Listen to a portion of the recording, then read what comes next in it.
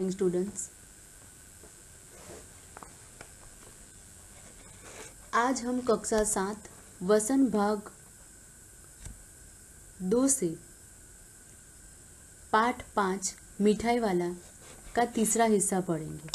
पिछले वीडियो में हमने इसी पाठ का दूसरा हिस्सा पढ़ा था, जिसमें हमने देखा था कि 6 महीने के बाद मुरली नगर भर में मुरली वाले के आने का समाचार फैल जाता है। आइए देखें आज इसी पाठ में लेखक मुरली वाले के बारे में और कौन कौन सी बातें हमें बताते हैं। हाँ, जो आकार प्रकार तुमने बतलाया उसी प्रकार का वह भी था, तो वही होगा। पर भाई है वह एक उस्ताद। प्रतिदिन इसी प्रकार उस मुरली वाले की चर्चा होती। प्रतिदिन नगर की प्रत्येक गली में उसका मादक मृदुल स्वर सुनाई पड़ता। बच्चों को बहलाने वाला मुरलिया वाला। अब इसी प्रकार मुरली वाले की चर्चा होने लगी कि ये मुरली वाला वही खिलौने वाला तो नहीं है जो गलियों में घूम घूम कर बच्चों को खिलौने बेचा करता था। अगर ये वही आदमी है तो ये उस्ताद मतलब माहिर है।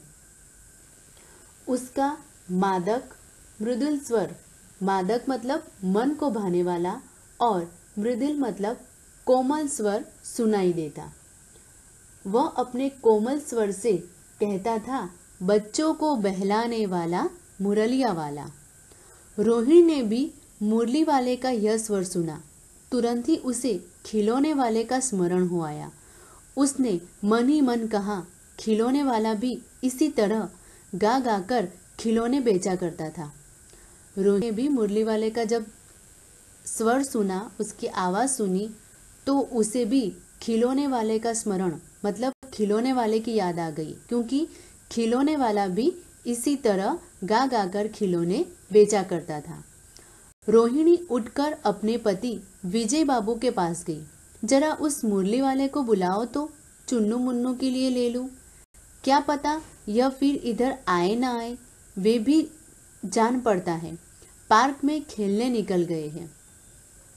रोहिणी उठकर अपने पति विजय बाबू के पास जाती है और कहती है कि जरा उस मुरली वाले को बुलाओ, मुझे चुन्नू मुन्नू के लिए मुरली खरीदनी है। क्या पता फिर वो मुरली बेचने के लिए इस गली में न भी आए। चुन्नू और मुन्नू दोनों पार्क में खेलने चले गए हैं। विजय बाबू एक समाचार पत्र पढ़ रहे थे। उसी तरह उसे लिए हुए वे दरवाजे पर आकर मुरली वाले से बोले, क्यों भाई, किस तरह देते हो मुरली? विजय बाबू समाचार पत्र पढ़ रहे थे, तो तभी वो उसी समाचार पत्र को लेकर दरवाजे पर जो मुरली वाला खड़ा हुआ था उसे बोल रहे थे कि ये मुरली को तुम कितने दाम में बेचते हो? किसी की टोपी गली में गिर पड़ी, किसी का जूता पार्क में ही छूट गया और किसी की सोतनी ही ढीली होकर लटक आई है।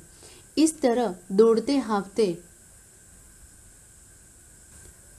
हुए बच्चों का झुंड आ पहुंचा। एक स्वर से सब बोल उठे, हम भी लेंदे मुरली, हम भी लेंदे मुरली।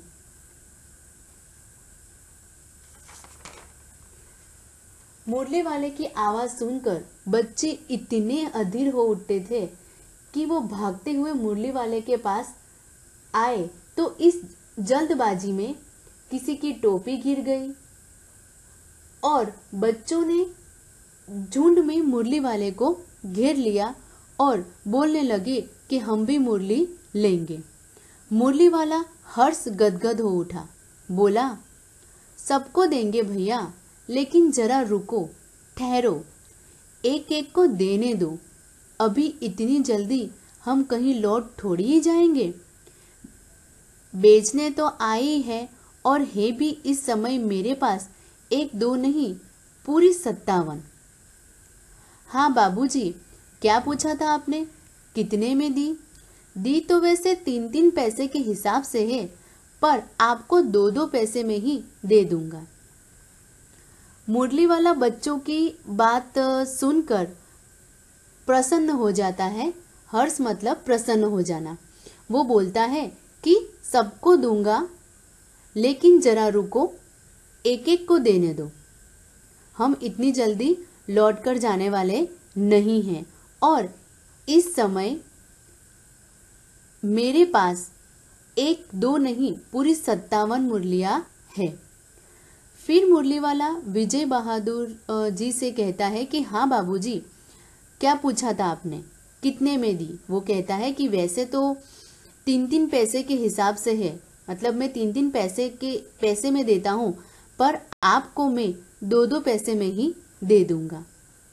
बस बच्चों, आज के लिए आज हम इतना ही देखेंगे। इस पाठ का अगला हिस्सा हम नेक्स्ट वीडियो के अंदर देखेंगे। अगर इस पाठ से संबंधित आपको कोई भी डाउट हो तो आप कमेंट बॉक्स के अंदर उसे लिख सकते हैं। Thank you.